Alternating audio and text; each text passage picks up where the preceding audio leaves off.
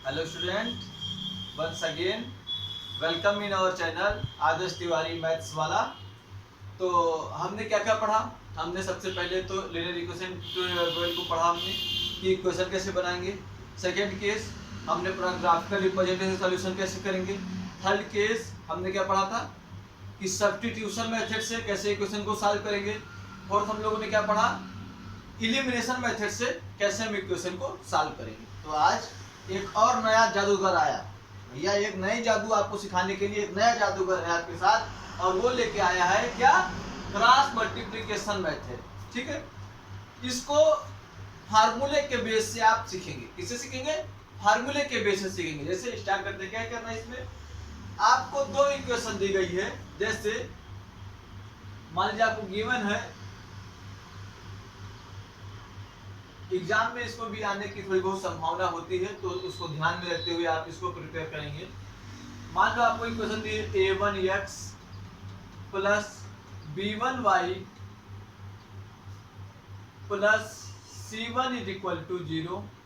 ये आपको first equation दी गई है। और सेकेंड इक्वेशन दी गई है a2x plus b2y plus c2 is equal to 0। ठीक है स्टूडेंट, ये दो आपको इक्वेशन दी गई हैं। ठीक है, अब आप और यहाँ पे जो दिया गया उसने कहा कि क्रॉस मल्टीप्लिकेशन मेथड से आप इन इक्वेशंस को सॉल्व करिए। ठीक, तो इसका पहले आप क्या करें, फार्मूला याद कर लीजिए, उससे आपको इक्वेशन सॉल्विंग में बहुत आसानी होगी। बहुत लंबा इसको खींचने से कोई फायदा नहीं है भाई, आपको एग्जाम के तौर पे उसको हल करके आना होगा। अच्छा, ये मेथड कहीं आगे लाना नहीं है ज्यादा यूज में, इसलिए मैं कह रहा हूं कि सीधा सीधा आप उसको सीख लीजिए। इसका फार्मूला क्या होता है? ठीक, इसका फार्मूला सीधे होता है x इज इक्वल टू जब आप लिखेंगे तो इसको सीधे सीधे आप लिखिए b1c2 माइनस c1b2 अपान a1b2 माइनस a2b1। ठीक है स्टूडेंट, सिंपल सा। इसको आप सीधा सीधा जैसे दो इक्वेशन दी गई होंगी तो आप सीधे सीधे इससे लिख देंगे x इज इक्वल टू और y इज इक्वल टू। फिर उसके बाद देख लीजिए, अब y इज इक्वल टू जब निकालना होगा तो देख लीजिए, y इज इक्वल टू जब आप निकालेंगे तो c1a2 माइनस a1c2 अपान, ठीक है, c1a2 माइनस a1c2 अपान a1b2 minus a2b1, a1b2 minus minus क्या है, a2b1। ठीक है, तो अब आपको यह चीज क्लियर होगा कि दोनों का जो डिनोमिनेटर होगा, जो ये पार्ट होगा, वो दोनों का सेम होगा। हमें याद क्या करना है कि यहाँ पे जो इसका यहाँ पे C2 पहले आया था, यहाँ पे C1 पहले आ रहा है, तो आप इसको जो है क्या करेंगे, लर्न कर लेंगे। अब हम लोगों ने जो क्वेश्चन कल सॉल्व किया था उसको हम इस मेथड से सॉल्व करेंगे। अगर आंसर उतना आता है तो इसका मतलब हम लोगों ने बिल्कुल एक्यूरेट किया था और सारे मेथड से उसका आंसर वही आएगा। तो चलिए आप इसको कॉपी कर लीजिए, तब तक मैं क्वेश्चन लिख देता हूं।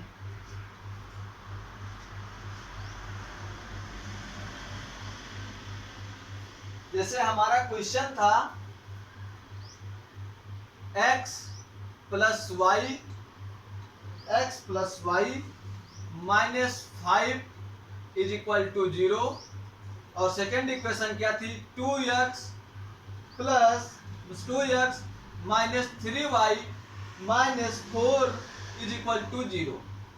ठीक है, ये इक्वेशन मैंने ये क्वेश्चन कल आपको सॉल्व कराया था। जो भी स्टूडेंट प्रीवियस वीडियो देखे हैं उनके लिए, तो उनको मैंने सॉल्व कराया था। तो इसको हम लोग इस मेथड से सॉल्व करते हैं, और जो कल आंसर आया था वो आ रहा है कि नहीं इसको भी देख लेंगे।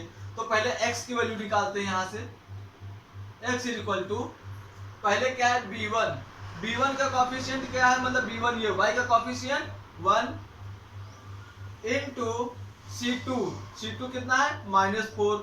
तो इसको लिख लीजिए -4। ठीक, फिर आइए माइनस C1 की वैल्यू कितनी है -5 इंटू क्या है B2 की वैल्यू कितनी है -3 अपान देख लीजिए, अपान क्या है A1 B2, A1 की वैल्यू 1 और B2 की वैल्यू A1 B2 ये है मतलब -3, फिर माइनस साइन है, क्या है A2 B1, A2 की वैल्यू कितनी है 2 इंटू B1 की वैल्यू कितनी है 1। ठीक, अब स्टार्ट करते हैं, तो इसको सॉल्व करेंगे तो कितना हो जाएगा ये -4 -15 अपान कितना होगा ये -3 और -2 मतलब -5। ठीक, -3 और -2 मतलब कितना हुआ -5। अब देखिए यहाँ पे तो ये करेंगे कितना आया -19 अपान -5 माइनस माइनस प्लस मतलब 19 अपान 5। अब इसको आप कल वाले आंसर से मिलाइए कि 19 अपान 5 आ रहा है कि नहीं आ रहा है। अब देख लेते हैं, तो हम लोगों ने जो कल निकाला था उसका 19 अपान 5 ही आंसर आ रहा था। ठीक है, आपने रफ में किया होगा, आप उसको पीछे खोल के देख लीजिए। फिर y की वैल्यू निकाल ले रहे हैं, इस y इक्वल टू रफ रखते हैं तो क्या आएगा C1 की वैल्यू -5 इंटू A2 की वैल्यू 2 माइनस लगाया, A1 की वैल्यू 1 इंटू C2 की वैल्यू -4 लिख दिया। अपान जब करेंगे A1 B2 या अपान में सीधे वैल्यू लिख दे रहा हूं क्योंकि दोनों सेम ही है A1 B2, तो -5 में सीधे लिख दे रहा हूं।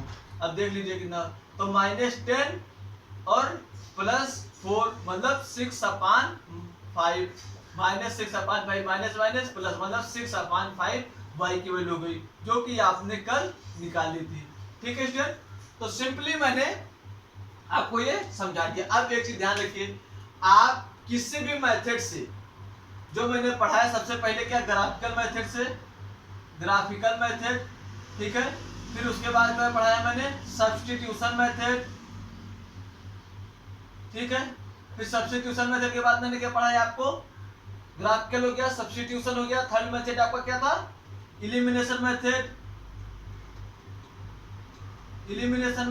और फोर्थ आज मैंने पढ़ाया क्रॉस मल्टीप्लिकेशन मेथड।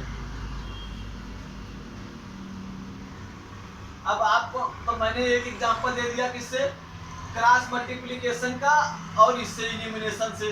अब आपको क्या करना है कि दो इक्वेशन लेनी है, ठीक है, दो इक्वेशंस लेनी है और फिर उसको ग्राफिकल मेथड से, सब्स्टिट्यूशन मेथड से, इलिमिनेशन मेथड से और क्रॉस मल्टीप्लिकेशन मेथड से इन चारों से सॉल्व करना है और चारों का आंसर सेम आएगा। मतलब आपको क्या करना है कि इन इक्वेशंस को रटना नहीं है, इनमें से किसी एक इक्वेशन को बहुत अच्छे से तैयार करना है, बाकी सबके लिए ऊपर से देख लेना कि क्या क्या होता है इसमें, ठीक है, क्या क्या होता है। तो मान लीजिए आप मुझसे क्रॉस मल्टीप्लिकेशन से आया तो आपने क्रॉस मल्टीप्लिकेशन से कुछ कर दिया, सॉल्व करके भाई फार्मूला तो आप याद ही करेंगे, इतना ही इंपॉर्टेंट है इसमें।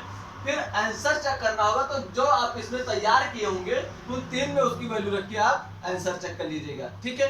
तो आई थिंक क्रॉस मल्टीप्लिकेशन में आपके लिए बस इतना ही बहुत होगा, ठीक है। तो अब आप इसको करेंगे, एनसीईआरटी की एक्सरसाइज 3.5 आप बिल्कुल धुआंधार तरीके से कंप्लीट करिए। कोई भी दिक्कत हो, कहीं भी समस्या आए, कमेंट बॉक्स में तुरंत कमेंट करिए कि सर ये क्वेश्चन में प्रॉब्लम है। हाँ, दूसरी चीज, जो भी स्टूडेंट वीडियो देख रहे हैं लगातार, उनसे अनुरोध है, निवेदन है कि वो पूरा वीडियो देखें, जिससे क्या होगा, जिससे उनका जो पार्ट बच रहा होगा वो पूरा उनको क्लियर हो जाएगा कि ये पार्ट हमको अब कहाँ मिल जाएगा। ठीक class, okay class, thank you class, thank you.